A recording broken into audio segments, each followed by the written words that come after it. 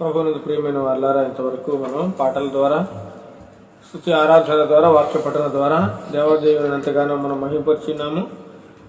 ఇప్పుడు కొన్ని విషయములు దేవుని యొక్క వాక్యంలో నుంచి మనం ధ్యానం చేసుకుందాం. ఈరోజు మన వాక్య ధ్యానాంశం ఏమనగా నమ్మకమైన దేవుడు. చెప్పండి, నమ్మకమైన దేవుడు. నువ్వు నమ్మినా నమ్మకపోయినా, మనం నమ్మినా నమ్మకపోయినా ఆయన మాత్రం నమ్మదగిన దేవుడు. ఆయన ఎందుకు నమ్మాలి చెప్పండి? ఆయన ఎందుకు నమ్మాలి?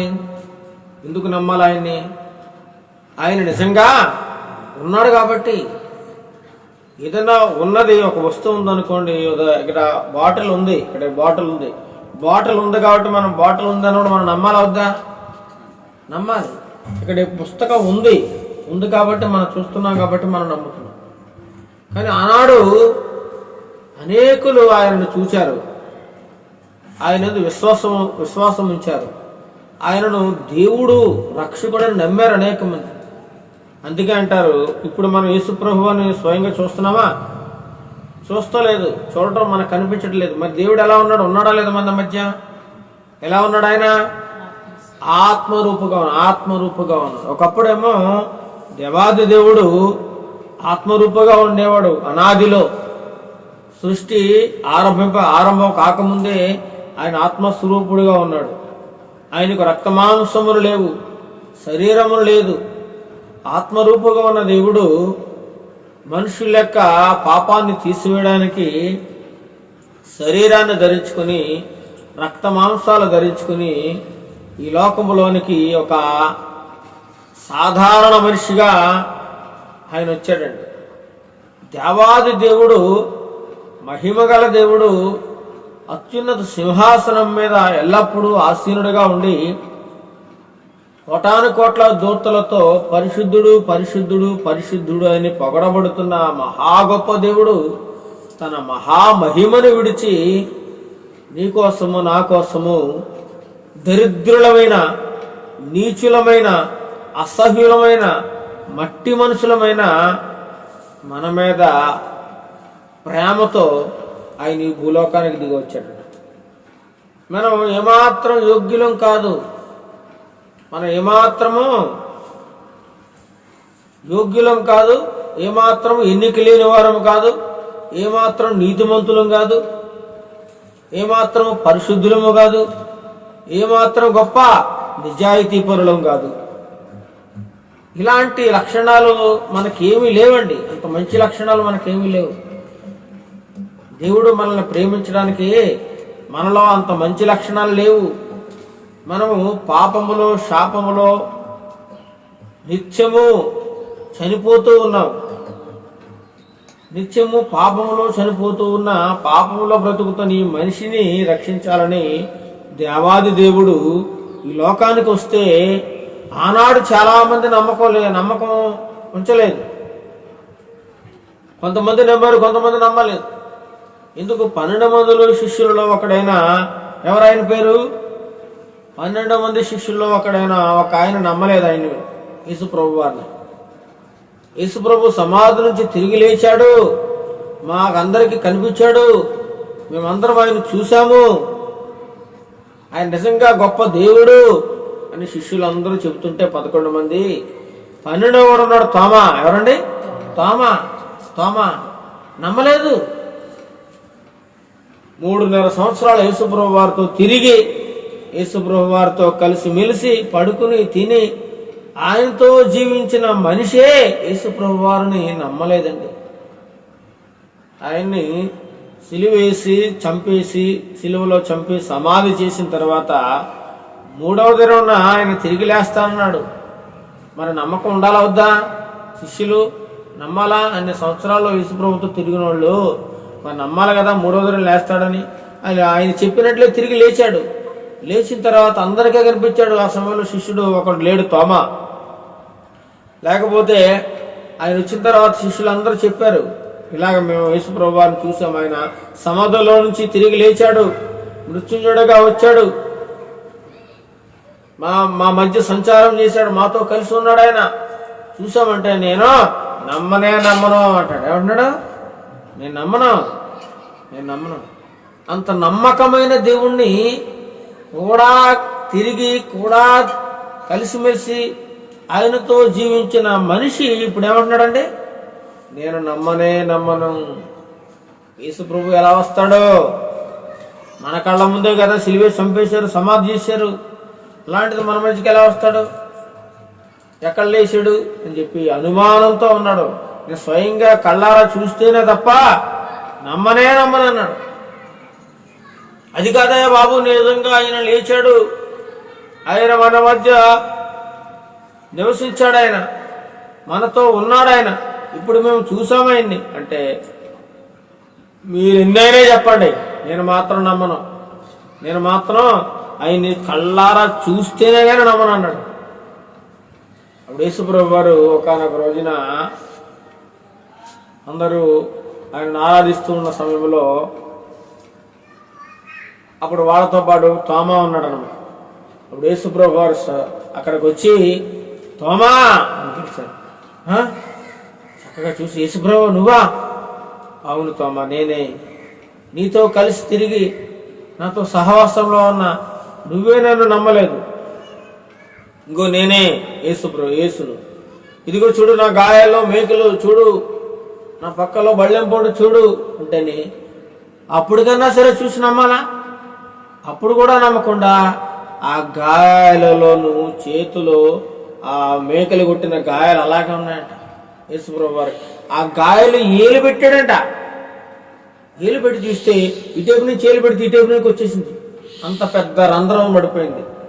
అలా పెట్టి ఏలు పెడితే అలా వెళ్ళిపోయింది. అయ్యి బాబోయ్, దేవుడోయ్, ఎంత పాపం చేసిండు ఆయన, నన్ను క్షమించు నాయన, నన్ను క్షమించు, నువ్వు దేవుడు, నేను నమ్మలేకపోయానయ్యా. అంతేకాదు తోమా, నా పక్కలో బళ్ళెంపోటు ఇదిగో చూడు అని చెప్తే పక్కలోకి చేయి పడేసాడంట. కడుపులోకి వెళ్ళిపోయింది పక్కలోంచి బళ్ళెంపోటు, అలా వెళ్ళిపోయింది. అయ్యో బాబోయ్, ఎంత తప్పు చేశాను, నన్ను క్షమించు ప్రభువా. అందరూ చెప్పారు నువ్వు తిరిగి లేచావని, కానీ నేను నమ్మలేకపోయాను, నువ్వు ఎంతైనా నమ్మకమైన దేవుడు అని చెప్పి అప్పుడు నమ్మాడట. కొంతమంది ఏదైనా చూస్తేగా, నేను రూతేగా నమ్మను, నా కళ్ళు చూడాలా అంట. ఏమంటారా? కళ్ళు చూడాలంటే మన కళ్ళ ముందు చూడకపోయినా ఎన్నో జరుగుతాయి. తాజ్మహల్ మన కళ్ళతో చూసామా వెళ్ళి, కానీ ఉంది కదా, ఉందా లేదా? మరి నమ్మాలా వద్దా?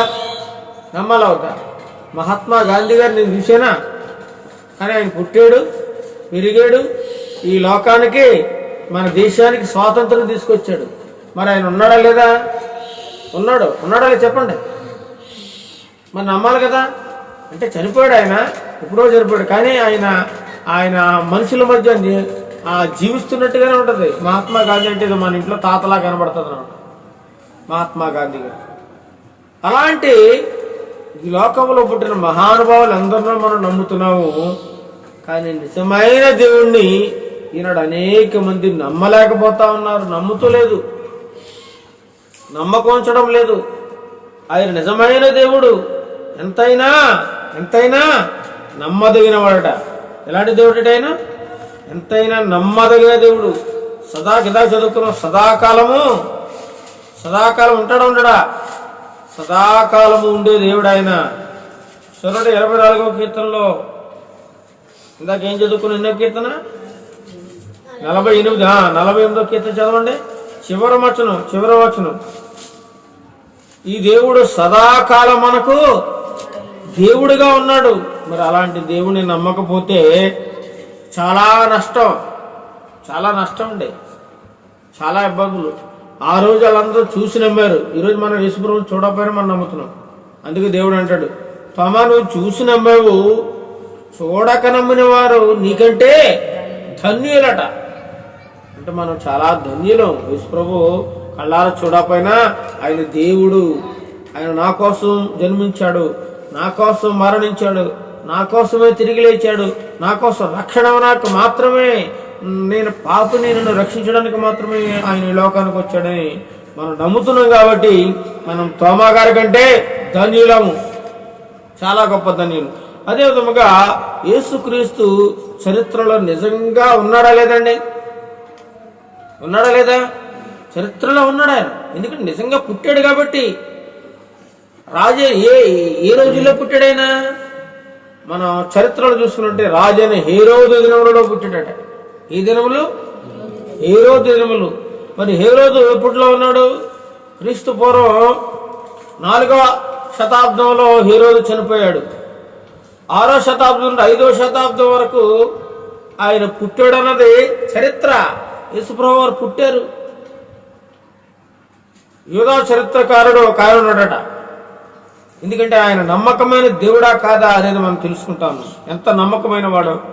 యూదా చరిత్రకారుడు జోసిఫస్ ఫ్లేవియస్. చెప్పండి, జోసిఫస్ ఫ్లేవియస్. చెప్పండి, జోసిఫస్ ఫ్లేవియస్. ఇతను ఒక యూదుడట. యేసుప్రభు ఎవరు మరి? ఆయన కూడా యూదుడే. యూదులు చాలా మతనిష్ట కలిగిన వారు. ఏదైనా సరే కళ్ళతో చూస్తే కానీ నమ్మరు, అంత గొప్పవారు వాళ్ళు. ఏదైనా సరే అంత ఈజీగా నమ్మరు. అయితే యూదా చరిత్రకారుడు ఒక ఆయన ఉన్నాడు. ఆయన పేరు జోసిఫస్ ఫ్లేవియస్. అతను ఒక యూదుడు. ఇతను క్రైస్తవుడు కాదట. అప్పటికే యేసుప్రభు వారు ఉన్నారు, జన్మించారు. ఆయన మరణించాడు, తిరిగి లేచాడు, ఆరోహణం అయిపోయాడు. చాలా కాలం గడిచింది. ఆయన నిజంగా దేవుడు దేవుడు అంటుంటే ఇతను ఎంత మాత్రం నమ్మలేదట. ఎంత మాత్రం కూడా నమ్మలేదు. అతను దేవుడు ఏంటి, ఎప్పుడు పుట్టాడు, ఎక్కడ పుట్టాడు, నేను నమ్మను అని చెప్పి చాలా కాలం ఆయన నమ్మలేదట. అలాగే ఆయన దేవుడు కాదు వాదించాడట. పైగా దేవుడు కాదు, దేవుడు పుట్టలేదు అన్నప్పుడు అలాగే యేసు ప్రభు కోసం పరిశోధన చేశాడట. ఏం చేశాడు? అసలు నిజంగా పుట్టాడా లేదా, గొల్గొతా కొండ ఉందా లేదా, అక్కడ సిలువ వేశారా లేదా, ఆయన సమాధి చేశారా లేదా, ఇవన్నీ తర్వాత అవన్నీ పరిశీలన చేశాడు. అవన్నీ చూసినప్పుడు అక్కడ అన్ని ఆనవాళ్ళు ఉన్నాయా లేదా? ఆనవాళ్ళు ఉన్నాయి. చరిత్రలో ఎన్నో రుజువులు ఆయన సేకరించిన తర్వాత సచ్చినట్టు నమ్మాడట. నమ్మక తప్పలేదు. ఏమని నమ్మాడు? యేసుక్రీస్తు నిజమైన దేవుడు. ఏం దేవుడు అండి? నిజమైన దేవుడు. ఆయన నమ్మకమైన దేవుడు.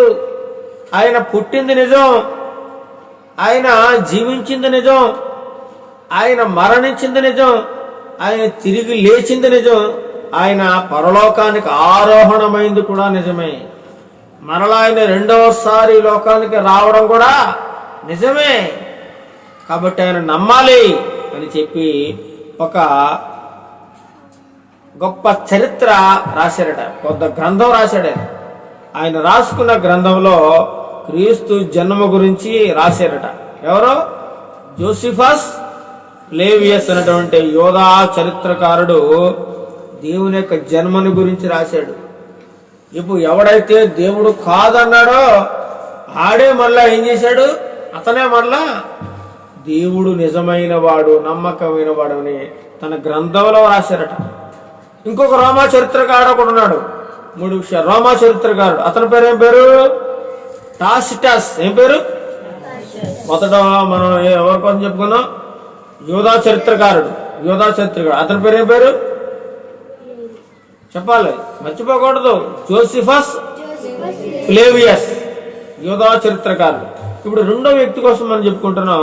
ఈయన రోమా చరిత్రకారుడు. ఈయన పేరు టాసిటస్. ఏం పేరు? టాసిటస్. ఈయన కూడా గొప్ప చరిత్రకారుడు, గొప్ప జ్ఞానవంతుడు.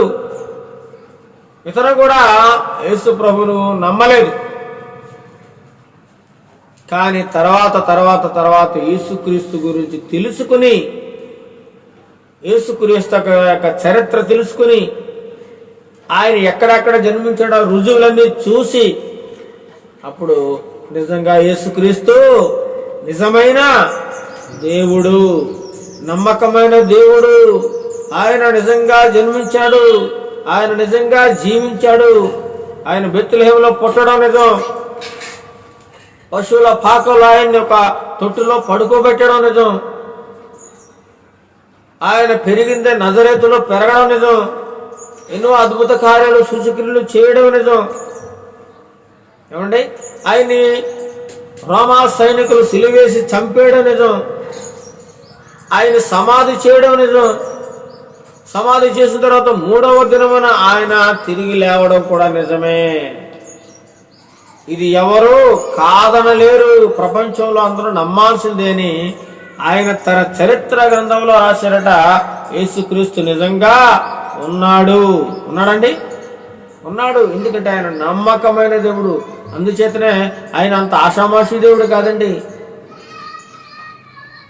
నమ్మకమైన వాడు కాబట్టే నమ్ముతున్నారు అందరూ. అంత గుడ్డిగా నమ్మడం లేదు. ఈరోజు రాజులు సైతం, గొప్ప గొప్ప కులాల వారు, ముస్లిమ్స్ కూడా, హిందువులు కూడా, బౌద్ధ మతం తీసుకున్న వారు కూడా, ఎంతో మంది ఇతర మతాల వారు యేసుప్రభు నమ్ముతున్నారండి. ఎందుకంటే ఆయన చరిత్రలో ఉన్నాడు. ఆయన నిజమైన దేవుడు, నమ్మకమైన దేవుడు కాబట్టి ఆయన గురించి తెలుసుకుని నమ్ముతున్నారు. చరిత్ర గ్రంథాలు చదివి నమ్ముతున్నారు. ఆ యొక్క స్థలాలకు వెళ్ళి చూసి నమ్ముతున్నారు. ఆ ప్రదేశాలు బైబిల్ గ్రంథంలో ఉన్న వ్రాయబడిన బెత్లెహేం పట్టణం ఉందా లేదా? ఇప్పుడు ఉందో చూసి వచ్చారు. నజరేతు పట్టణం ఉందా లేదా? ఉంది. రామా ఉందా లేదా? ఉంది. అలెగ్జాండర్ చక్రవర్తి ముందు పరిపాలన చేసాడా లేదా? ఉంది. హేరోదు చక్రవర్తి పరిపాలన చేసాడా? ఉంది. అన్నీ ఉన్నాయి చరిత్రలో. యేసు ప్రభువు గురించిన ఆనవాలు కూడా ఈ యొక్క భూప్రపంచంలో ఎన్నో ఆనవాళ్ళు ఉన్నాయి, చరిత్రలో ఉన్నాయి. కాబట్టి ఆయన తప్పకుండా నమ్మేటట. ఎవరో? రోమా చరిత్రకారుడు. ఇంకొక ఆయన ఉన్నాడు, గ్రీకు చరిత్రకారుడు. ఎవరు? గ్రీకులు. ఆ యొక్క పూర్వకాలంలో ఈ గొప్ప చరిత్రకారులకు గొప్ప పేరుంది. 3 సామ్రాజ్యాలు. ఒకటి యూదా సామ్రాజ్యము, రెండవది రోమా సామ్రాజ్యం, చాలా బలవంతమైనది. తర్వాత గ్రీకు సామ్రాజ్యం. గ్రీకు భాష చాలా ప్రాముఖ్యమైనది. ఆ రోజుల్లో చాలా గొప్ప భాషగా పిలుస్తూ ఉండేవారు. ఆ గ్రీకు చరిత్రకారుడు ఒకరు ఉన్నాడు, ఆయన పేరు లూసియన్. ఏం పేరండి? లూసియన్. 3 కోసం చెప్తున్నాను. మొదటిది యూదా చరిత్రకారుడు జోసిఫస్ ఫ్లేవియస్, 2 టాసిటస్ రోమా చరిత్రకారుడు, 3 గ్రీకు చరిత్రకారుడు. ఏం పేరు? ఆయన పేరు లూసియన్. ఏం పేరు? లూసియన్ కూడా యేసు ప్రభుని నమ్మలేదు. మొదట్లో ఆయన గురించి నమ్మలేదు. ఆయన దేవుడంటే ఏమాత్రమైన ఒప్పుకోలేదు. ఆయన కూడా ఏం చేశారట, చరిత్రలోకి వెనక్కి వెళ్ళాడు. నిజంగా ఆయన పుట్టాడా లేదా అని చరిత్రను అడిగి తెలుసుకున్నాడు.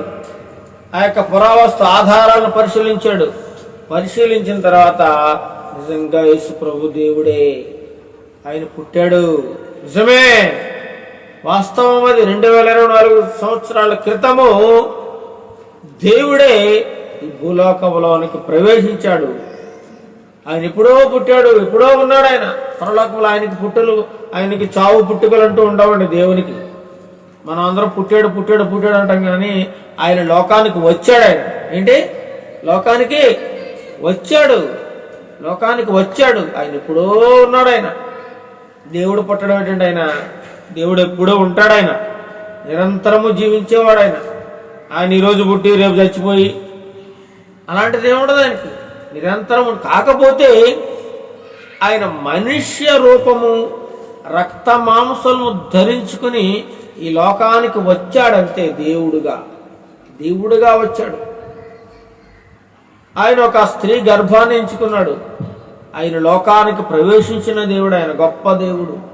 ఎప్పుడో పరలోకములో ఆయన ఉన్నాడు. ఆయన అలాంటి దేవుని గురించి లూసియన్ కూడా తన గ్రంథంలో, క్రీస్తు జన్మ ఒక పుక్కిటి పురాణం కాదు, నిజంగా జరిగిందయ్యా బాబు, అది నిజమే, నమ్మి తీరాలని బల్లగుదు ఒక్కడి నుంచి చెప్పాడట. ఎవరు? లూసియన్. ఈ 3 చరిత్రకారులు చాలా గొప్పోళ్ళు.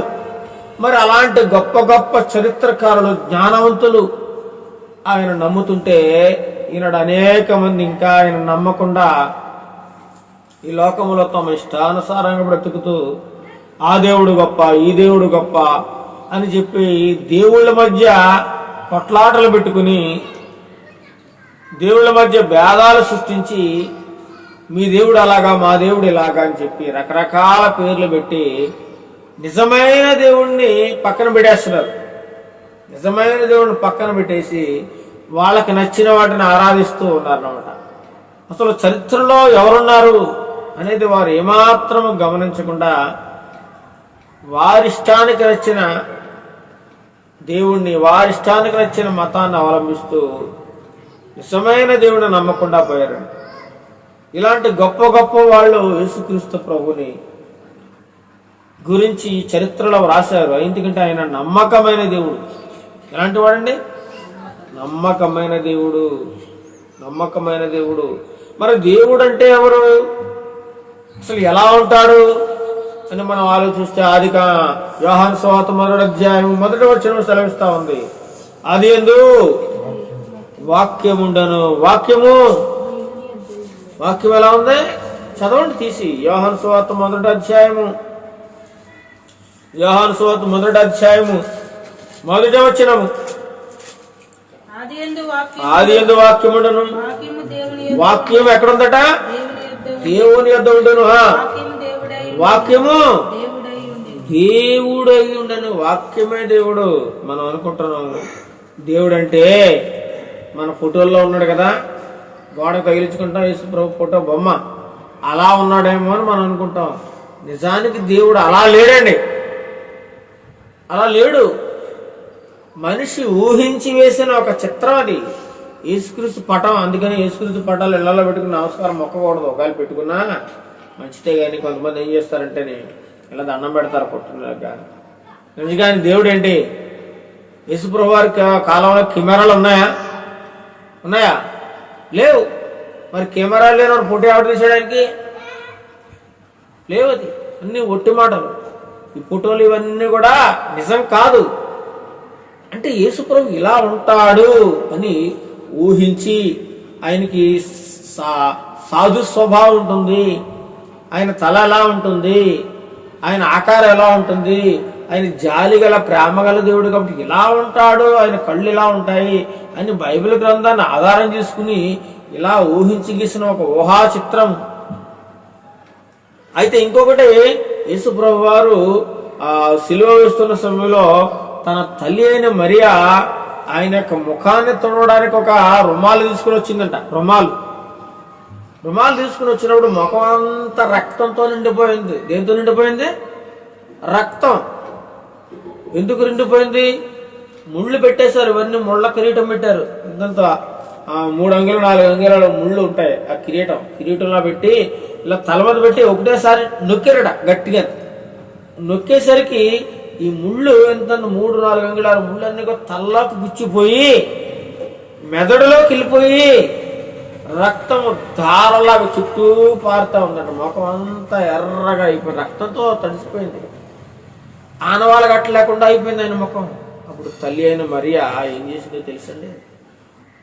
ఒక తెల్లని బట్ట తీసుకుని ఆయన ముఖాన్ని ఇలా కప్పి తుడిచిందట. తుడిచినప్పుడు దాని మీద ఆయన ఆకారం వచ్చేసింది. ఏమొచ్చిందండి? ముఖం ఆకారం పడ్డదే ఆ వస్త్రం మీద.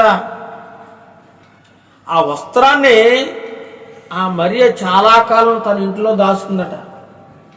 యేసుప్రభు రక్తంతో తడిసిన ఆ వస్త్రం ముఖం ఆకారం ఇలా తుడిచింది. తుడవగానే ఆయన ముఖం ఆకారాన్ని వచ్చేసింది. తర్వాత ఆమె చనిపోయిన తర్వాత ఆ వస్త్రాన్ని ఒక సంఘం వారు, పేద సంఘం వారు స్వాధీనం చేసుకుని దాన్ని ఆ మందిరంలో పెట్టారట చాలా కాలం. తర్వాత ఆ వస్త్రం మీద ఉన్న ఆకారాన్ని బట్టి ఒక బొమ్మ గీశారు. అదే ఇప్పుడు మన దగ్గర ఉన్న యేసుక్రీస్తు బొమ్మ ఆకారం. ఈ విధంగా ఉంటాడు అన్నది ఆకారం అన్నట్టు, ఆయన ఆకారం. కాబట్టి ఆయన ఆకారానికి మనం ఏం పెట్టకూడదు? ఆ బొమ్మకి నమస్కారం పెట్టకూడదు. దేవుడు ఏమన్నాడు? ఈ లోకములో ఉండే ఏ ఫోటో కానీ, ఏ బొమ్మను కానీ, ఏ రాయిని కానీ, ఏ రప్పను కానీ, ఏ చెట్టుని కానీ దేనికి మీరు మొక్కొద్దు, నమస్కారం పెట్టొద్దు. నేను ఎలా ఉన్నాను? వాక్యం చదవండి. నేను ఎలా ఉన్నాను? వాక్యముగా ఉన్నాను. ఎలా ఉన్నాను? వాక్యము. దేవుడు అంటే ఏదో దేవుడు అనుకోవడం. ఈ దేవుని గ్రంథమే దేవుడు అంటే. మనం ఏం చేస్తాం? ఈ గ్రంథాన్ని చులకన చేసి ఏదో పక్కన మారేస్తాం. కానీ దేవుడిది. ఈ గ్రంథం పట్టుకున్నాడు చాలా భయము భక్తితో పట్టుకోవాలి. ఇది ఆషమాషి బైబిల్ కాదు. ఇది దీంట్లో మన చరిత్ర అంతా ఉంది, దేవుడి చరిత్ర ఉంది, మనం ఎలా బ్రతకాలో, ఎలా ఉండాలో, ఎలా ఉండకూడదు అన్నీ ఉన్నాయండి ఇందులో. కాబట్టి ఏ దేవుడు వాక్యమే దేవుడే అన్నాడు. ఇప్పుడు 14 వచ్చి చదవండి. ఆ వాక్యం ఎలా వచ్చేసిందట? ఆ వాక్యమే శరీరధారి అయి. ఆ వాక్యం ఎలా ఉందంట? ఆ వాక్యం ఏం ధరించుకుంది? శరీరాన్ని ధరించుకుంది. మొదట్లో దేవుడు వాక్కు, వాక్కు అంటే మాట, ఒక శబ్దముగా ఉన్నాడు దేవుడు. ఆ శబ్దముగా ఉన్న దేవుడు, ఆ మాటగా ఉన్న దేవుడు, ఆ వాక్యముగా ఉన్న దేవుడు ఏం ధరించుకున్నాడు? మానవ శరీరాన్ని. చదవండి. ఆ వాక్యము శరీరధారి, కృపా సత్య సంపూర్ణుడు. కృప ఆయనలో కృప ఉంది, సత్యం ఉంది, సంపూర్ణత, ఈ 3 లక్షణాలు ఉన్నాయి. ఆ వాక్యమే శరీరధారిగా మనుష్య రూపముగా ఈ లోకానికి ప్రవేశించాడు, మన మధ్య నివాసం చేశాడు ఆయన. కాబట్టి ఆయన ఎంతైనా నమ్మదగిన దేవుడు. ఆయన నమ్మకపోవడానికి ఎటువంటి ఆస్కారం లేదండి. ఆయన దేవుడు కాదనడానికి ఎటువంటి రుజువులు లేవు. ఆయన నమ్మకమైన దేవుడు, నమ్మదగిన దేవుడు. ఎందుకంటే గొప్ప గొప్ప శాస్త్రవేత్తలు నిరూపించారు. 19వ శతాబ్దంలో సర్ విలియం, ఎవరండి? Sir William Ramsay. Sir William Ramsay 19వ శతాబ్దంలో ఒక నాస్తికుడు. అంటే ఎవరో నాస్తికుడు అంటే చెప్పండి. నాస్తికుడు అంటే ఎవరు మీకు తెలుసా? నాస్తికుడు దేవుణ్ణి నమ్మని వారు. ఇక నమ్మరు. దేవుడు ఉన్నాడు రా అన్నాను, లేడు. దేవుడు ఏడు చూపించుంటే అంటారు. దేవుడు ఏడు చూపించు. దేవుడు ఉంటే మరి ఈ నేరాలు ఎందుకు జరుగుతున్నాయి? దేవుడు ఉంటే యాక్సిడెంట్లు ఎందుకు జరుగుతున్నాయి? దేవుడు ఉంటే మానభంగాలు ఎందుకు జరుగుతున్నాయి? దేవుడు ఉంటే దొంగతనాలు ఎందుకు జరుగుతున్నాయి? దేవుడు ఉంటే ఇది ఎందుకు జరుగుతుంది, అది ఎందుకు జరుగుతుందని చెప్పి మనం ప్రశ్నిస్తూ ఉంటారు. నమ్మరు. మనిషే దేవుడు, మనమే దేవుళ్ళు అంటారు. మనిషి కంటే గొప్పవాడు ఇంకెవడో లేడంటారు. మరి దేవుడు లేకుండా సృష్టి ఎలా వచ్చింది? మనిషి ఎలా వచ్చాడు? ఒకసారి ఆలోచించాలి కదా బుర్రనవాడు ఎవడన్నా. అయితే William Ramsay, sir William Ramsay అనే వ్యక్తి 19వ శతాబ్దంలో ఒక నాస్తికుడిగా ఉన్నాడట. దేవుడిని నమ్మాడు, దేవుడు లేడు అని ఎన్నో పుస్తకాలు రాశారట, గ్రంథాలు. ఇతను ఒక పురాతత్వ శాస్త్రవేత్త. ఏ తత్వం? పురాతత్వ శాస్త్రవేత్త అంటే భూమిని తవ్వి అందులో ఉన్న భూమి పొరల్లో ఏమైనా ఆధారాలు ఉంటే అది ఎప్పటిది ఏంటి అనేది తెలుసుకుని రుజువులతో సహా బయటికి తీసుకొస్తారు. వాళ్ళని పురాతత్వ శాస్త్రవేత్తలు అంటారు. ఇతను ఏమన్నాడు తెలుసా? యేసు పుట్టలేదు, యేసు చనిపోలేదు, యేసు సమాధం నుంచి లెగలేదు అని ఎన్నో గ్రంథాలు రాసేసాడు, పుస్తకాలు రాశాడు. అసలు దేవుడే లేడు అని నిరూపించాలని ఎంతో ప్రయత్నం చేసి చేసి చేసి అనేక ప్రదేశాలు తిరిగి, యేసుప్రభు సంచరించిన ప్రదేశాలని తిరిగి చివరికి అనేక మందిని కలిసి నిజంగా యేసుప్రభు పుట్టాడా, వీళ్ళందరూ ఎందుకు నమ్ముతున్నారని చెప్పి అనేక విషయాలు తెలుసుకున్న తర్వాత యేసుప్రభు నిజంగా పుట్టాడని ఆయన నమ్మాడటండి. నమ్మలేని వాడు, అసలు దేవుడే లేడన్నవాడు ఏం చేశాడండి? యేసుప్రభు దేవుడని నమ్మాడు. ఎప్పుడు? చాలా కాలం తర్వాత ఆయన పరిశీలించి ఎన్నో పరిశోధనలు చేసి అనేక ప్రాంతాలు తిరిగి అనేక మంది శాస్త్రవేత్తలను కలిసి నిజంగా ఈ చరిత్రలో యేసుప్రభు ఉన్నాడా అని అనేక మందిని అడిగి తెలుసుకుని అనేక ప్రాంతాల్లో ఉన్న ఆధారాలను సేకరించేప్పుడు చివరికి ఏం చేశాడు? దేవుడు లేడు అన్నవాడు దేవుడు ఉన్నాడు అన్నాడు. ఏమన్నాడండి? దేవుడు ఉన్నాడు, దేవుడు పుట్టాడు, దేవుడు జన్మించాడు, దేవుడు చనిపోయాడు, దేవుడు తిరిగి లేచాడని గొప్పగా యేసుక్రీస్తు గురించి ప్రకటన చేసి ప్రభువుని అంగీకరించారట. నమ్మలేనాడు కూడా ఈరోజు ఏం చేశాడు? దేవుడు నమ్మాడు. అలాగే ఇంకొక శాస్త్రవేత్త ఉన్నాడు. ఇంకొక శాస్త్రవేత్త ఎవరైనా, ఇంకొక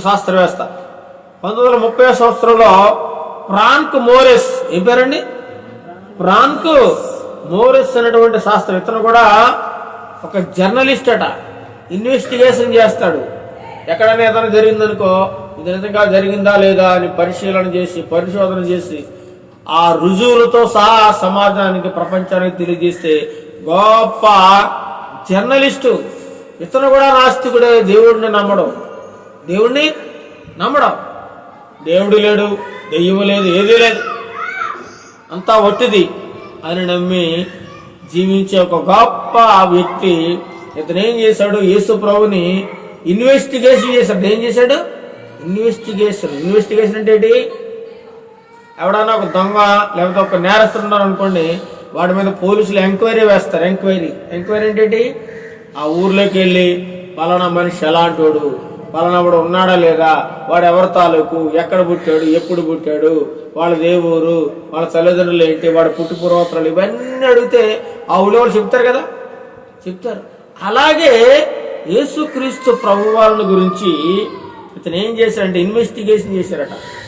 జర్నలిస్టు యేసుక్రీస్తు దేవుడు కాదని పేపర్లో రాయాలి, ప్రకటించాలి పెద్ద పెద్ద హెడ్డింగులతో అని చెప్పి ఇతను ఎంతగానో ప్రయత్నించి ఎంతో మందిని కలిశారట. ఎంతో మందిని కలిసి, శాస్త్రవేత్తలను కలిసి, ఎంతో మంది వెనక్కి చరిత్రలో వెనక్కి వెళ్ళి చూస్తే అతను తెలుసుకున్న సత్యం ఏంటంటే యేసుక్రీస్తు నిజమైన దేవుడు. చివరికి ఏం తెలుసుకున్నాడు? యేసుక్రీస్తు నిజమైన దేవుడు, ఆయన నమ్మకమైన దేవుడు. ఆయన పుట్టాడు ఈ లోకంలో, ఆయన జన్మించడం నిజం, ఆయన మరణించడం నిజం, ఆయన తిరిగి లేవడం నిజమని ఆయన ఒప్పుకోక తప్పలేదట. ఒప్పుకున్నాడు. చివరికి 2 పేర్లు చెప్పాను. మొదటివాడు ఏం పేరు? Sir William Ramsay. 19వ శతాబ్దంలో యేసు ప్రభు నిజమైన దేవుడు, ఆయన నమ్మాలి అని చెప్పాడు. రెండో వ్యక్తి ఏం పేరు? Frank Morris. 30 సంవత్సరంలో అతను కూడా ఒక జర్నలిస్టు.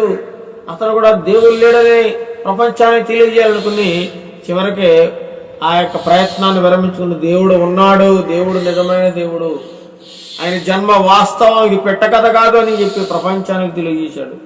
ఇది చివరగా ఈ 3వ మనిషి కూడా ఒక ఉన్నాడు, లీ స్ట్రాబెల్. ఏం పేరు? లీ స్ట్రాబెల్ అనే వ్యక్తి ఇప్పటికీ చరిత్రలో ఉన్నాడట. ఆయన కూడా ఒక అమెరికా జర్నలిస్ట్. ఎవరండి? అమెరికాలో ఇతను కూడా ఏం చెప్తున్నాడు? యేసుక్రీస్తు పుట్టలేదు, యేసుక్రీస్తు చచ్చిపోలేదు, యేసుక్రీస్తు తిరిగి లేగలేదు అని చెప్పి ఇతను కూడా చాలా గట్టిగా వాదించేవాడట. వాదించిన తర్వాత చివరికి అనేక గ్రంథాలు చదివి చరిత్ర తెలుసుకుని ఆయన బైబిల్ మొత్తం ధ్యానం చేసిన తర్వాత, పరిశోధన చేసిన తర్వాత యేసుక్రీస్తు నిజమైన దేవుడు అని చెప్పాడు. చివరికి యేసుక్రీస్తు నిజమైన దేవుడు, నమ్మకమైన దేవుడు, నమ్మి తీరాలంతే అని చెప్పి ధైర్యంగా ప్రపంచానికి తెలియజేసిన వారు. ఇలా ఎంతో మంది మనం చెప్పుకుంటూ పోతే ఎంతో మంది ఉన్నారు. యేసుప్రభు నమ్మని వాళ్ళు, యేసుప్రభు దేవుడు కాదన్న వాళ్ళు ఈ రోజున చరిత్రలో ఎంతో మంది యేసుప్రభు దేవుడిని ఒప్పుకుంటున్నారు. కానీ మనవాళ్ళు మాత్రం ఇంకా ఒప్పుకోవట్లేదు. అతను మా దేవుడు కాదు, మాలమాదిగోళ్ళు దేవుడు, తక్కువ జాతోళ్ళ దేవుడు, అమెరికా వాళ్ళ దేవుడు, వాళ్ళ దేవుడు, వీళ్ళ దేవుడు అని చెప్పి రకరకాలుగా ఆయన దూషిస్తూ, ఆయన వాక్యాన్ని హేళన చేస్తూ, బైబిల్ గ్రంథాన్ని కాలుస్తూ, వాక్యాన్ని చింపివేస్తూ, దేవుని సేవకులను కొడుతూ, దేవుని బిడ్డలను దూషిస్తూ, అవమానపరుస్తూ, చర్చలను తగలబెడుతూ, కాలు చేస్తూ, దేవుని సేవకులను చంపేస్తూ, కొడుతూ ఎంతో ఇబ్బందులకు గురి చేసి నిజానికి వాక్యాన్ని ప్రపంచానికి తెలియకుండా ఆపేయాలని, ఈ దేవుణ్ణి ప్రపంచంలో ఎవరు నమ్మకూడదని ఎంతో ప్రయత్నాలు ఇప్పటికీ చేస్తూనే ఉన్నారండి. వాళ్ళు చేసే కొద్ది కూడా ఏమవుతుందంటే ఇంకా దేవుని నమ్ముకున్న వాళ్ళు పెరిగిపోతా ఉన్నారు ప్రపంచంలో. ఇంకా పెరుగుతున్నారు తప్ప తరగడం లేదు. ఎందుకంటే ఆయన నిజమైన దేవుడు, నిజమైన వెలుగు ఉండేను అన్నది. నిజమైన వెలుగు వాక్యం, నిజమైన వెలుగు ఉండేను. ఆ వెలుగు ఏం చేస్తుంది? లోకాన్ని ఎంతగానో వెలిగిస్తుంది. ఆ వెలుగు ఎవరు? యేసుక్రీస్తు ప్రభువే ఆయన వెలుగు. ఈరోజు యేసుక్రీస్తు ప్రభువును నమ్మని వాళ్ళు ఎలా ఉన్నారండి? నమ్ముకోలేని వాళ్ళు తమ ఇష్టానుసారంగా బ్రతుకుతూ ఉన్నారు. తిరుగుబోతులుగా, వ్యభిచారులుగా, దుర్మార్గులుగా, దుష్టులుగా, వాళ్ళకి హద్దు అదుపు లేకుండా రౌడీలుగా, గూండాలుగా తిరుగుతూ ఉన్నారు అనేక మంది. అలాంటి వారు తిరిగిన వ్యక్తులు కూడా యేసు ప్రభు దేవుడని నమ్ముకుని వాళ్ళ యొక్క పూర్తి జీవితాన్ని మార్చుకుని యేసు ప్రభు కోసం ఈరోజు బైబిల్ పట్టుకుని బోధ చేస్తున్న ఎంతో మంది ఉన్నారు. రౌడీలు మారుతున్నారు, దుర్మార్గులు మారుతున్నారు, వ్యభిచారులు మారుతున్నారు. బైబిల్ వాక్యం చదివి, దేవుని వాక్యముని ఇంకా అనేక మంది నమ్మకకుండా జీవిస్తూ ఉన్న వారిని కూడా దేవుడు ఏదో ఒక రోజు మారుస్తాడు, నమ్మకం కలిగేలా చేస్తాడు. ఎందుకంటే యేసు నామాన్ని ప్రతి నాలుక ఒప్పుకోవాలి, ప్రతి మోకాలు ఆయన నామంలో వంగాలని దేవుని వాక్యం సెలవుస్తుంది. కాబట్టి అలాంటి నమ్మకమైన దేవుడు మన దేవుడని ఈరోజు మనం తెలుసుకుంటాం. అలాంటి నమ్మకమైన దేవుణ్ణి మీరు నేను కలిగి ఉండడం ఎంతైనా గొప్ప భాగ్యం. ఈ లోకంలో ఎన్ని ఆస్తులు సంపాదించుకున్నా, ఎన్ని భోగభాగ్యాలు సంపాదించుకున్నా అవేవి మనతో రావు. మనం ఏది తీసుకెళ్ళలేము. తల్లి గర్భంలోంచి ఏ విధంగా అయితే ఏమండి దిగంబరిగా వచ్చామో అదే దిగంబరిగా మళ్ళీ పోతాం. ఏది ఉండదని వాక్యం సెలవుస్తుంది. ఈ మధ్యలో ప్రయాసం అంతా వ్యర్థమని సొలొమోను భక్తుడు తెలియజేస్తా ఉన్నాడు. కాబట్టి బ్రతికినంత కాలము చక్కగా హాయిగా ప్రశాంతంగా బ్రతకమని దేవుని వాక్యం సెలవుస్తా ఉంది. ఎప్పుడైతే మనం ప్రశాంతంగా బ్రతుకుతామో మన ఆరోగ్యం కూడా బాగుంటుంది, మన జీవితం బాగుంటుంది. ఎప్పుడైతే దేవుని వాక్యం నీ హృదయంలోకి వచ్చిందో నీ హృదయంలో మార్పు వస్తుంది. నీకు మార్పు రాలేదంటే ఇంక నీ జీవితము సర్వనాశనం అయిపోతుంది. నీ జీవితంలో ఎవడు కూర్చున్నాడు? సాతానుడు కూర్చున్నాడు, మకా వేసేసాడు. ఇక ఆ సాతానుడు బయటకు పంపిస్తే దేవుడు వస్తాడు. సాతానుడు ఉన్నంతసేపు దేవుడు ఆ ఇంటిలో కానీ ఆ మనిషి జీవితంలో కానీ అడుగు పెట్టాడట. సాతానుడు ఏ ఇంట్లో ఉంటే ఆ ఇంట్లోకి దేవుడు వస్తాడా చెప్పండి? రాడు. మన ఇంట్లో పెంట వేసుకుందాం, పెంట ఎక్కడ ఉండాలా? ఊరు బయట ఎక్కడా ఉండాలా? ఒక ట్రాక్టర్ చెత్త తెచ్చి ఊరంతా చెత్త తీసుకొచ్చి ఇంట్లో పోసేసాం అనుకుంటా ట్రాక్టర్. మన ఇంట్లో కాపురం చేయగలమా? చేయగలమా? అలాగే మన హృదయంలో పెంట ఉందంటే పెంట చెత్త. మన హృదయంలో చెత్త అంటే ఏంటి? కుళ్ళి, కుట్ర, అసూయ, ద్వేషం, పగ, ఒకరి మీద ఒకరు చాడీలు చెప్పుకోడు, కొండేలు పెట్టుకోడు, ఏమంటే అసూయ, ద్వేషం, ఒకరు అహంకారం, గర్వం, ఇవన్నీ మన హృదయంలో ఉన్నప్పుడు ఇంక దేవుడికి చోటు ఉందా? దేవుడు చూడలేదు. ఇక రాడిక ఎంత మాత్రం రాడు, ఇంక అవకాశమే లేదు. కాబట్టి అవన్నీ తీసేసుకుని నిజమైన నమ్మకమైన దేవుణ్ణి మనం అంగీకరించినట్లయితే వారి యొక్క జీవితం గొప్ప ధన్యకరమైందని దేవుడి ఉదయకాల మనందరికీ తెలియజేస్తా ఉన్నాడు. అటువంటి నమ్మకమైన దేవుణ్ణి ప్రజలందరూ తెలుసుకుని ఆయన జన్మ వాస్తవం, ఆయన మరణ వాస్తవం, ఆయన పునరుత్థానం వాస్తవం, ఈ మూడు నిజంగా జరిగాయి కాబట్టి ఆయన నమ్మాలి, నమ్మి తీరాలి. నేను నమ్మనంటే వాడంత మూర్ఖుడు లేడు, దేవుడు లేడు ఎవరు అనుకుంటారట? బుద్ధిహీనుడు. చూద్దామా? ఆ వాక్యం కూడా చదువు ముగించేస్తాను. కీర్తన గ్రంథము 20 కీర్తన గ్రంథం చూడండి.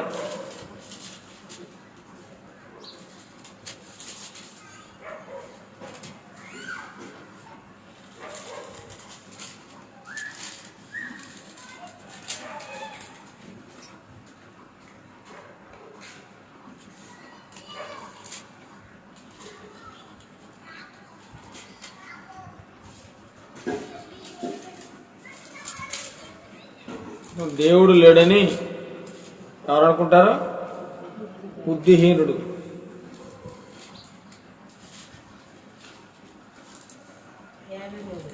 చదవండి. 53వ కీర్తన. దేవుడు లేడని బుద్ధిహీనులు తమ హృదయములో అనుకుంటారు. ఎక్కడ అనుకుంటారు? దేవుడు లేడు అని బుద్ధిహీనుడు, బుద్ధి లేనుడు అనుకుంటాడు, తమ హృదయంలో అనుకుంటాడు. వాడు ఎలాంటివాడట? చెడిపోయిన వారు, అసహ్యకార్యములు చేయవారు. చెడిపోయినాడు, పనికిమాలినోడు, దుర్మార్గుడు మాత్రమే దేవుడు లేడంటాడు తప్ప బుద్ధిమంతుడైతే దేవుడు ఉన్నాడని తెలుసుకుని నమ్ముతాడు. కాబట్టి మనమందరం బుద్ధిమంతులుగా దేవుడు ఉన్నాడని నమ్ముతున్నాం కాబట్టి మనం అంతా ధన్యులము. ఇంకా నమ్మని వారికి కూడా అవకాశం ఉంది. వారిని కూడా దేవుడు ఏదో ఒక రోజు వారి జీవితంలో గొప్ప నమ్మకం కలిగే కార్యాన్ని వారి జీవితంలో చేస్తాడు. వారి మనసు మారుతుంది, వారి బుద్ధి మారుతుంది. కాబట్టి దేవుడి మాటలను దీవించి ఆశీర్వదించును గాక. ఆమేన్. ప్రార్థన చేసుకుందాం. నిన్న నేడు నిరంతరం ఏకరీతిగా ఉన్న దేవా, నీకే వందనాలు స్తోత్రాలు చెల్లిస్తున్నాం నాయన. ఈ ఉదయ కాల సమయంలో మరొకసారి నీ పాద సన్నిధికి వచ్చి తండ్రి ప్రభా, కొద్ది మాటలను మేము ధ్యానించున్నాము నాయన. నమ్మకమైన దేవుడు అనేటువంటి మాట మీద కొన్ని మాటలను మేము ధ్యానించినాము తండ్రి ప్రభా.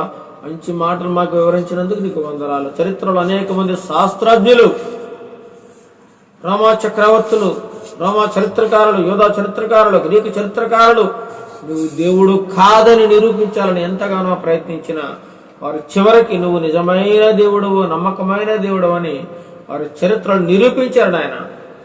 నువ్వు ఎంతైనా నమ్మదగిన దేవుడు, ఎందుకంటే నువ్వు ఉన్నావు కాబట్టి, నువ్వు నిజంగా ఈ లోకంలో జన్మించావు కాబట్టి, ఈ లోకంలో మరణించావు కాబట్టి, ఈ లోకంలో పునరుత్థానుడు అయ్యావు కాబట్టి నువ్వు ఎంతైనా నమ్మకమైన దేవుడు అని మాకు కొన్ని మాటలను వివరించినందుకు, నీ వాక్యములోంచి మాకు తెలియజేసినందుకు వందనాలు స్తోత్రాలు తెలుస్తున్నాము. ఇప్పుడు వచ్చిన బిడ్డలందరినీ దీవించండి ప్రభు. ఎవరు ఏ అవసరాలతోనో వారి అవసరాలు తీర్చండి. ఎవరు ఏ సమస్యలతో ఉన్నారో వారి యొక్క సమస్యలు తీర్చండి. ఎవరైతే అనారోగ్యంలో బాధపడుతూ ఉన్నారో, ఎవరైతే మానసిక రోగము చేత బాధపడుతున్నారో, మనశ్శాంతి లేక బాధపడుతున్నారో, వేదనతో ఉన్నారో, వారి యొక్క హృదయ వేదనని తీసి వారికి సంతోషము దయచేసి, సమాధానం దయచేసి, చక్కని ఆరోగ్యము దయచేయడం. అసూయ ఎముకలకు కుళ్ళు అని వాక్యంలో రాయబడి ఉంది ప్రభు. మాలో అసూయ కానీ, ద్వేషం కానీ, పగ కానీ, కలహం కానీ లేకుండా చేయండి నాయన. నీ దయగలస్తం, నీ ప్రేమ గలస్తం మా కుటుంబాల చుట్టూ ఉంచండి. ఈ లోకంలో ప్రతి ఒక్క బిడ్డని మీరు రక్షించండి, కాపాడండి. ప్రతి ఒక్క బిడ్డ మీ చేతులుంచి ప్రతి ఒక్కరిని కాపాడి రక్షించి వారి యొక్క పాపాలన్నీ తీసివేసి పరలోక రాజ్యం దయచేయండి. ఈ వాక్యమును విన్న ప్రతి బిడ్డని దీవించి ఆశీర్వదించండి. ఘనత మహిమ ప్రభావాలు మీరే పొందుకుని నేస్తున్నాము ప్రార్థన చేస్తున్నాం తండ్రి. ఆమేన్. చెప్పండి అందరూ ఆమేన్. పరలోకమందున మా తండ్రి, నీ నామం పరిశుద్ధపరచబడును గాక, నీ రాజ్యం వచ్చును గాక, నీ చిత్తం పరలోకమందు నెరవేర్చినట్లు భూమి మీద నెరవేరును గాక. మాకు కావలసిన అనుదిన ఆహారం నేడు మాకు దయచేయి. మారణస్థులను మేము క్షమించున్న ప్రకారం మారణములను క్షమించుము. శోధనలను కిళ్ళను తప్పించుము. ఎందుకంటే రాజ్యము, బలము, మహిమై నిరంతరము నీవైనావు తండ్రి. ఆమేన్. మన తండ్రి అయిన దేవుని ప్రేమయు, మన ప్రభు అయిన యేసుక్రీస్తు ప్రభుల వారికి కృపయు, పరిశుద్ధాత్మ దేవుని యొక్క అన్యోన్య సహవాసము ఇప్పుడు ఎల్లప్పుడూ సదాకాలం కూడి ఉన్న మనందరికీ, లోకములో ఉన్న ప్రజలందరికీ సదాకాలము తోడై నడిపించును గాక. ఆమేన్. అందరికీ వందనాలు. Praise the lord.